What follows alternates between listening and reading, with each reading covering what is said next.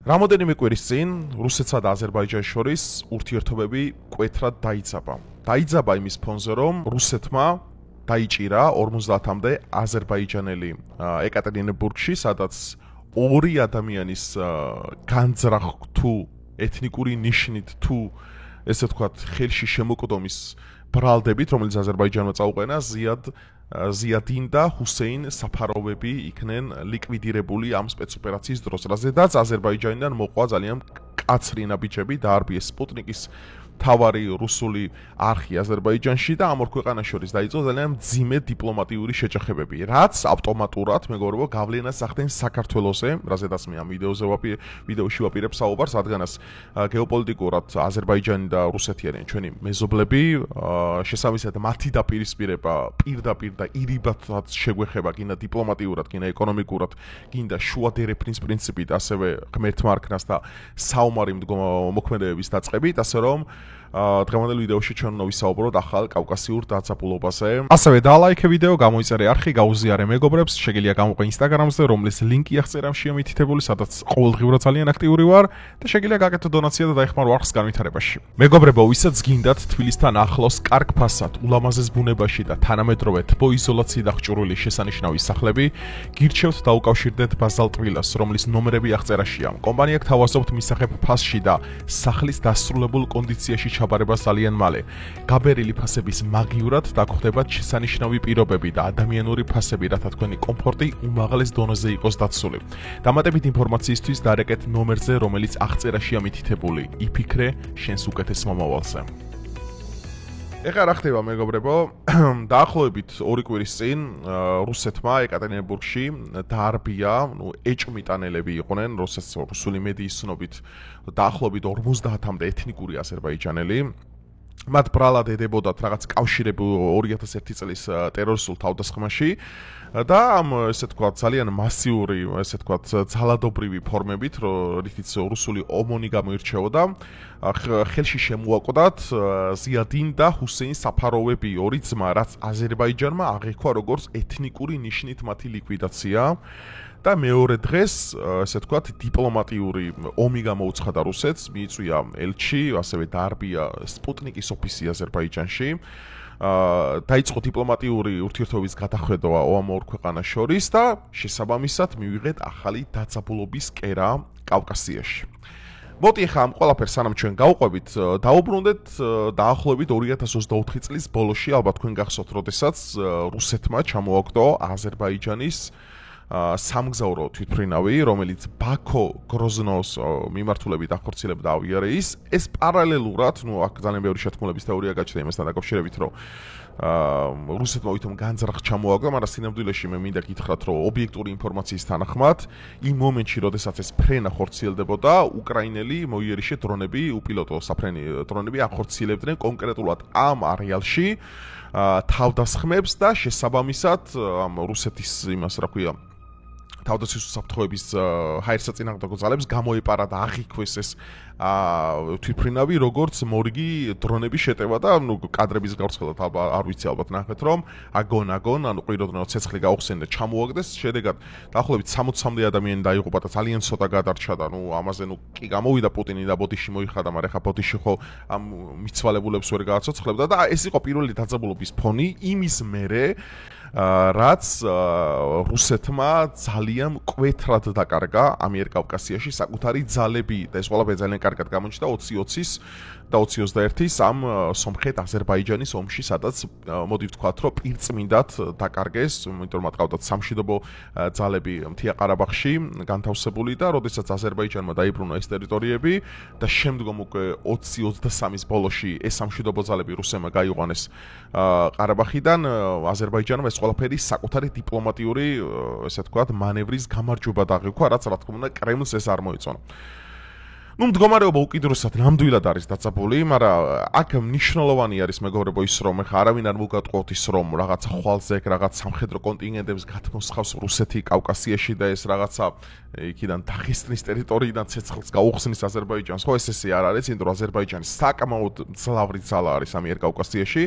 მარტო იქიდან გამომდინარეა ძალიან დიდი ძალა აზერბაიჯანი, მეგობრებო, რომ მას ყავს მფარველად თურქეთი, თითქმის ეს არის ორი ანუ სხვადასხვა სახელმწიფოში მცხოვრები ერთი ხალხი, რასაც ერდოღანი არაერთხელ აღნიშნავს ხოლმე აზერბაიჯანზე. გარდა მაგისა, საქართველოსთვის ეგზისტენციალურად მნიშვნელოვანია აზერბაიჯანის ყოფნა არ ყოფნა და რატომ? და ეს რატო გვეხება ჩვენ მეგობრებო და საერთოდ რატო ჩავწერე ეს ვიდეო.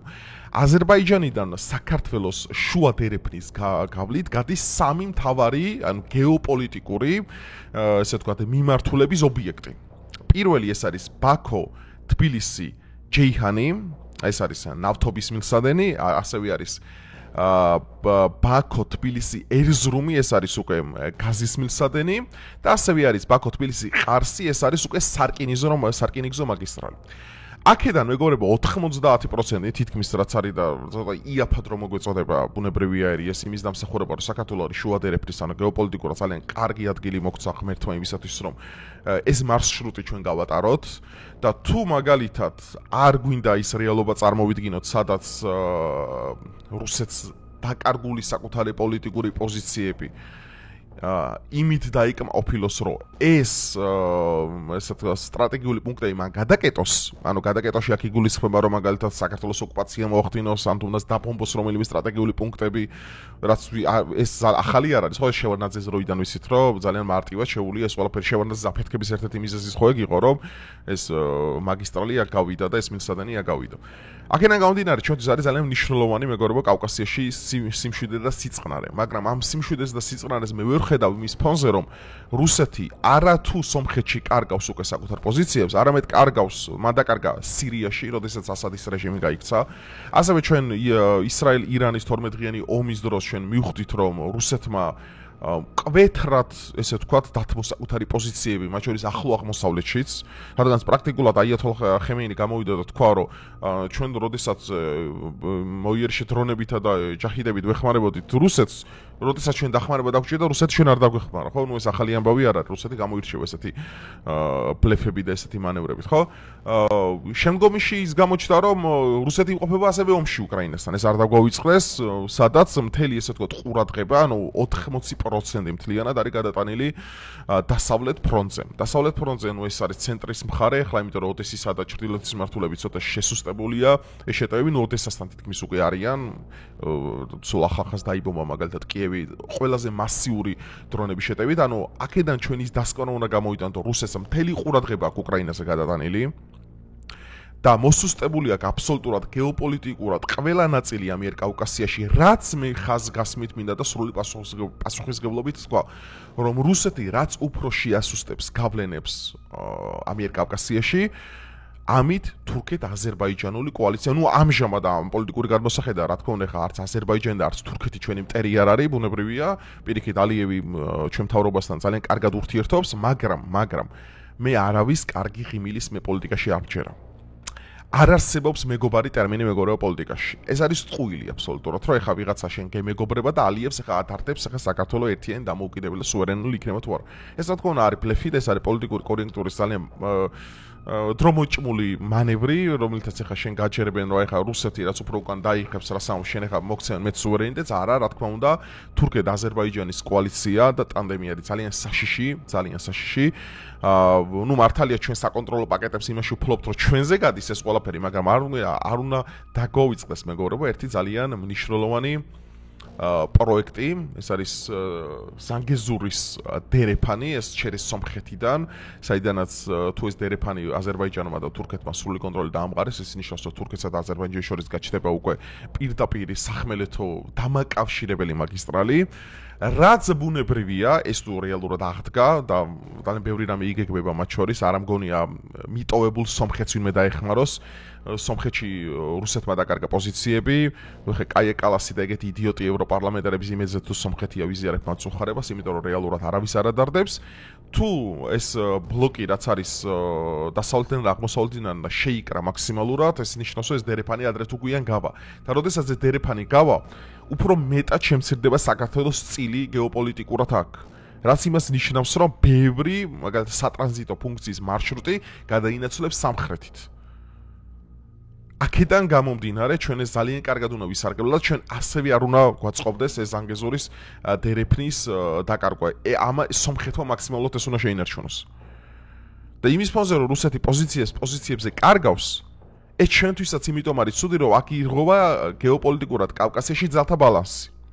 და არ გვინდა მეგობრებო ჩვენ ესე ვთქვათ უხეიროთ ვიფიქროთ და არ დაგვავიწყდეს ერთი მნიშვნელოვანი გარემოება რომ ჩვენ ასევე ჩრდილოეთიდან გვესაზღვრება შემავალი რესპუბლიკები რომლებიც არიან მუსულმანური ქვეყნები ძირითადად ხო ჩეჩნეთი განსაკუთრებით ერთ-ერთი ყველაზე დიდი ძალა როგორც კი რუსეთში რაიმე სახის დაშლის პროცესი დაიწყება მოდი ჰიპოთეტურად ვთქვათ პირველი ვინებიც დაარტყავენ რუსეთს ეს იქნებიან შემავალი რესპუბლიკები და იქნება პირველი კადიროვი. ამაში 100% დარწმუნებული ვარ.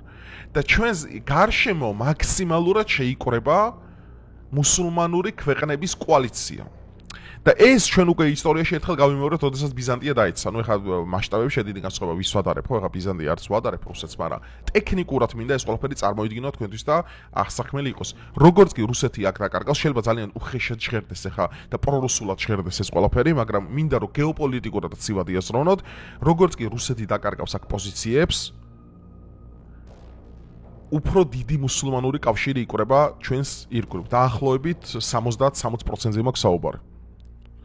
რაც მოუტანა ეს ხა შუა საუკუნეებისა და მე-15 საუკუნის მერე საქართველოს ეს ძალიან კარგად ვიცით. ამ ისტორია თქვენ არ გესწავლება, ძალიან კარგად იცით საქართველოს ისტორია. ჩვენ ეს ყველაფერი ვიწვნიეთ და ძალიან მწარეთ. ამიტომ ეხლა ჩვენ გვინდა არ გვინდა პირველ რიგში ძალიან მნიშვნელოვანია რომ მაქსიმალურად უნდა განეიტრალდეს და უნდა გადაიდგეს ყველა დიპლომატიური მისია იმისათვის რომ დეესკალაცია დაჩქარდეს. რომ ხარემა დიპლომატიური კავშირები აღადგინონ. რომ არ გაღრმავდეს ეს კონფლიქტი მაგალითად რამოდენიმე დღის წინ ვრცელდებოდა სურათები აზერბაიჯანის ქუჩებში სადაც ეწერა სიკვდილი რუსებს ხო და ეს ბუნებრივია ეს ეთნიკური ნიშნით ეხა რუსეთი რას აკეთებს არა ეხა ჩვენ არა ვართ არავის ტრაკის წმენდელები ეხა რუსეთი რას აკეთებს რას არა ეს თავის საქმეა მე წმინდა წყლით გეოპოლიტიკურად ვაფასებ იმას რომ თუ ეს დაძაბულობა მიიღებს ესკალაციის სხვადასხვა ფორმებს მათ შორის სამხედრო დაპირისპირებას ხმართმარქმნას ჩვენ ვართ პირდაპირ საზღვარი მეგობრებო. ანუ პირდაპირ როგორ გითხრათ, აი რავი რა შედარება შეიძლება მოვიყვანო ამასთან მიმართებით, რომ პირდაპირ ვესაზღვრებით ორივე ქვეყანას, ნუ ჩვენგან აღმოსავლეთ უკიდურესი რომ ეს არის პირდაპირ საზღვარი იმასთან რა ქვია, დაღესტანთან, ნუ ეს სასაცილოა, დაღესტანი რა მთები ერთი მთები გვაქვს პრაქტიკულად, რაც იმას ნიშნავს, რომ ნებისმიერი აცდენილი ეს ჭური ან ბომბი შეიძლება მოხვდეს საქართველოს ტერიტორიას. ამიტომ ეს არ არის სახუმარო თემა. და სახუმარო თემა იმ ხრივ არ არის კიდე რომ რაც უფრო გაჭიანურდება ეს ომი უკრაინაში, მით უფრო დაკარგავს რუსეთს სამხრეთ კავკასიაში საკუთარ პოზიციებს. ანუ იმის ილუზია ხა ხალხო რუსეთი აქედან გავა და აი ყველაფერზე უარს იტყვის და ჰეი ეხა შემოვა ჩეჩნეთო აი მე საქართველოს მე როგორ მიყვარს მე იქ რაღაც დაღესტანი იტყვის აი მე ინგუშები და ეგენი აბსოლუტურად ყველა იტყვიან ხო ნუ არ მოქვს კონკრეტულად რამოდენიმე ძალიან მცირე ერებზე საუბარი რომლებიც შეიძლება ოდნა უფრო მეგობრულად იყვნენ ამ პოზიციებიდან. ნუ ხალხს შეიძლება უყვარდეთ, აი ინგუშებსაც უყვართ ქართველები, კაცო. მაგაზე პრობლემა არ არის. მაგ უშუალოდ ვინებიც არიან მათი წარმომადგენლები გაიხსენეთ საქართველოს კავკასიის მიღმა რა ხდება, ლეკები გაიხსენეთ მარტო. არ თქვენ რა გონიათ რომ მოგიტრიალდებიან რომ აი მე ერთი მთების შვილი ვარ და ყველანი კარგად ვიცხოვრებთ, არა. ანუ პოლიტიკური ძალთა ბალანსი მით უნდა შენარჩუნოს, რუსეთმა უნდა შეინარჩუნოს პოზიციები და თუ ჩვენ გვინდა ტერიტორიული მთლიანობის დაბრუნება, ჩვენ ამ რუსეთთან უნდა დავიწყოთ მოლაპარაკებები. იდრო სხვა გამოსავალი უბრალოდ არ არის. არავინ არ მოტრიალდება ეხა სამაჩაბლოში ან აფხაზეთში, აი მე ქართველები როგორ მენატრება, იცი? ტყუილია ეგ ყველაფერი. დრომ გვანახა რომ ეგეთი რა არ მუშაობს, ანუ ხალხის განწყობები სულ სხვა არის. მათ შორის აფხაზეთში დაწყებული სამოქალაქო დაპირისპირების ფონზე ორივე პარტია იყო პრორუსული. არც ერთს არ უნდა საქართველოს მაქედან. ეხლა მე თავი მოვიტყო და ის გაჯეროთ რომ ეხლა რუსეთი როგორც კი გაიყოს, აუ აფხაზეთი საქართველოს შეიხუტება, ეს არის აბსურდი. ამიტომ ჩვენ თუ გვინდა მოხდეს ტერიტორიული მთლიანობა საქართველოში პირველი ვიწყებთ დიალოგს ამჟამინდელ მთავრობასთან, ვინებიც წარმოადგენენ იქა დე ფაქტოა თუ რაც ჟანდებაც არის, ამას არანაირი მნიშვნელობა არ აქვს. და მე მეორე ვახდენთ რუსეთზე, რა თქმა უნდა, დიპლომატიური ურთიერთობის აღდგენას. ყველანაირ ფორმატში უნდა ვიყოთ მონაწილეობა. იმიტომ რომ აქ შემცირებელ მე კიდევ ერთხელ ვამბობ, რომ რაც უფრო რუსეთი გაღიზიანდება ამ ყველაფრით, მით უფრო ერხევათ პატარა ქვეყნებს. გავიხსენოთ 2008 წელი, ამერიკის შეერთებული შტატების აღიარება კოსოვოსი და ეს რა მოუტანა საქართველოს, ესე ვთქვათ, არაკონვენციური ომის პრინციპით, ხო? ადგა და რუსეთი შემოვიდა საქართველოში. იმის ფონზე რომ შენ თუ კოსოვო აღიარე, მე რატომაც არ შემიძლია გავისერნო საქართველოში. და ანუ ჩვენ გვხდება როგორც პატარა ქვეყანას ყველა ეს მოქნეული ციხლი. ამიტომ ეხა საქართველოში როგორი წარმოდგენები აქვს, იცი რა, ეხა განთავი რუსეთი იშლება, მაგალითად საქართველოს ტერიტორიებს იბრუნებს არ ხდება მეგობრებო ეგრე. არ დაგავიწყდეთ თურქეთი, არ დაგავიწყდეთ აზერბაიჯანი, ნუ სომხეთს ალა არ აქვს, სომხეთს არ რთულია ამ შემთხვევაში. ანუ თურქეთი და აზერბაიჯანი არის ძალიან ძლიერი ძალა. ანუ თქვენ გონიათ აზერბაიჯანი შეიარაღებას გადახედეთ აზერბაიჯანის. პირველად დრონები ომში ყარაბაღში გამოიყენა აზერბაიჯანმა თანამედროვე კონვენციური ომის პრინციპებით. პირველად ყარაბაღის ომში. ვისაც იყო რუსეთი, სად იყო ირანი, მაშინ პირველად გამოიყენა მან.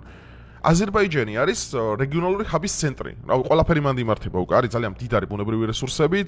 ასევე ვერ ვიტყვი რომ ალიევი ცუდია საკუთარი ხალხისთვის. იმიტომ რომ მან მთიანი ყარაბაღის დაბრუნებით აღთქმული მიწა დაუბრუნა აზერბაიჯანელ ხალხს. და მისი საუკუნებრივი ეგო და იქ ყოფილა რუსეთი გააძევა ყარაბაღი და რა თქმა უნდა გამარჯვებული აზერბაიჯანი.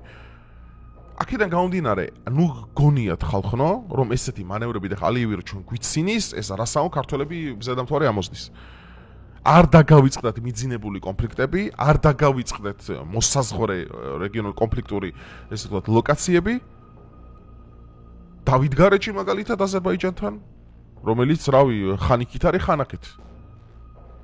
ამიტომ ჩვენ თუ გვინდა მეგობრებო ამ ყველაფერში გამარჯვებულები გამოვიდეთ, დღეს თუ მაგალითად რავი, ეხა დღეს ერთ-ერთი მშელობას უსმენდი ექსპერტების, ეს ძალიან საინტერესო რაღაცა თქვის, რომ რავი, ეხა ადრე თუ საქართველოში რაღაც 1 კვადრატულ კილომეტრი, რავი, 10 კვადრატულ კილომეტრზე სიტყვაზე ერთი აგენტი იყო, დღეს ასობით იქნება მან. რატო? ბევრი სპეცსამსახურე მონაწილეობს, მათ შორის FSB, აზერბაიჯანის სპეცსამსახურები, სომხეთის ლობი ძალიან დიდია საქართველოში მინდა გითხრათ და ასევე თურქეთის. ამიტომ კონტრდაზვერვამაც კარგად უნდა იმუშავოს, რომ ჩვენ შესაძლო დივერსიული აქტები ავირიდოთ საქართველოში, რამაც ჩვენმა მდგომარეობა კიდევ უფრო დაამძიმოს, იმიტომ რომ ძალიან ბევრი ეთნიკური აზერბაიჯანელი და ეთნიკური რუსი წყობს საქართველოში. და ორივე ქვეყანა რა თქმა უნდა იცდება, რომ ნეიტრალურ მხარეს დაარტყას იმისათვის, რომ ეს ყველაფერი საკუთარი პოლიტიკური ინტერესებით გააправოს. ამიტომ საქმე მე არ ვფიქრობ, რომ არის მოდუნებული, ნაღმზე ვზივართ კავკასიაში. ეს ნაღმი არ არის სომხეთ-რუსეთის ურთიერთობები, არც სომხეთ-რუსეთ-თურქეთის და აქ არის აზერბაიჯანი-რუსეთი. და რუსეთმა ძალიან კარგად იცის და ეს მინდა ხაზგასმით თქვა, რომ რუსეთი არ პატიობს ესეთი სახის ქმედებებს. გავიხსენოთ პოლონეთს რა დამართის. პოლონეთის პრეზიდენტს თავის თელი ქრიუთი აფეთქეს აირში. ამიტომ რახან რუსეთი ამჟამად შეიძლება პასუხებს არცემს, ეს არნიშნავს რომ რუსეთი რამებს ივიწყებს. ამიტომ ჩვენც როგორც ამ დერეფანში მონაწილე რიგით ქვეყანას გვაქვს ჩვენი წილი ვალდებულება რომ ყველაფერს ძალიან ობიექტურად შევხედოთ და მივიღოთ შესაბამისი პოზიციები, რათა დავიცვათ ეს ინტერესი, იმიტომ რომ ხა ბაქო-თბილისი ჯეიჰანი, ბაქო-თბილისი ერზრუმი და ბაქო-თბილისი ყარსი არის უმნიშვნელოვანესი გეოპოლიტიკური დერეფანი. ამას რო რამე მოუვიდეს, ჩათვალეთ, რავი, საქართველოსაც ერხევა. დღეს ძალიან ბევრ რამეს იაფადრო იღებთ ბუნებრივ აერს და ესეთ რამე შეღავათები რო გვაქვს, რის სიდამსად მათ შორის სამთარში ენერგეტიკით აზერბაიჯანი გვამარაგებს. ეს არის ამის დამსახურება. და ღმერთმა ეს მადლიანი მიწა იმისათვის მოგცა, აგერ ახლა სიცხეები რო იყო მსოფლიოში, გამწვანებული იყო მარტო კავკასია. და მაგას ავიგანებდი ერთი თვით ადრე, ომები რო ყველგან იყო, მარტო საქართველოში იყო მშვიდობა. ამიტომ ეს დავაფასოთ ეს რეალობა ხალხო. მაგრამ მარტო დაფასება ამას არ უნდა, ამას შეიძლება ლოგიკური ცივი აზროვნება. და არა ის ახლა რუსეთი ოკუპანტია, აზერბაიჯანი ესეთია, თურქეთი პოლიტიკოს მართებს ყველა ქვეყანას და ურთიერთობები საქართველოსთვის ეს ძალიან მნიშვნელოვანია. რადგან ჩვენ არ ვართ ისეთი ძალა, რომ რეგიონში დამოუკიდებელი სამხედრო ინტერვენციები ვახორციელოთ. ჩვენ არ ვართ არც აზერბაიჯანი და არც რუსეთი. ამიტომ ჩვენი მთავარი იარაღი, როგორც ისრაელისთვის არის მოსადი, უნდა იყოს სპეცსამსახურები. და ამაზე თალკე ვიდეო შეგიწევთ, თუ რამდენად მნიშვნელოვანია აქ სპეცსამსახურების როლი იმისათვის, რომ ჩვენი პოზიციები გავამყაროთ კავკასიაში. რავი, ეს იყო მსჯელობა ამ საკითხის გარშემო, მეგობრებო, თუ რამე გამომრჩა კონკრეტული თება, შეიძლება გამორჩენოთ, შეგიძლიათ დაამატოთ, ასევე გამოთქვით თქვენი ვარაუდი, რას ფიქრობთ ამ კონფლიქტთან დაკავშირებით, რა აზრის სახართ, საითკენ შეიძლება წავიდეს ეს ჩრდილოეთიდან მომდინარე უზარმაზარი ქარი და ზოგადად რა შედეგები დასრულდება ეს პოლიტიკური პროცესები. დაწერეთ აბლა კომენტარებში, ასევე დალაიქეთ ვიდეო, გამოიწერეთ არხი და გაუზიარეთ მეგობრებს. დროებით.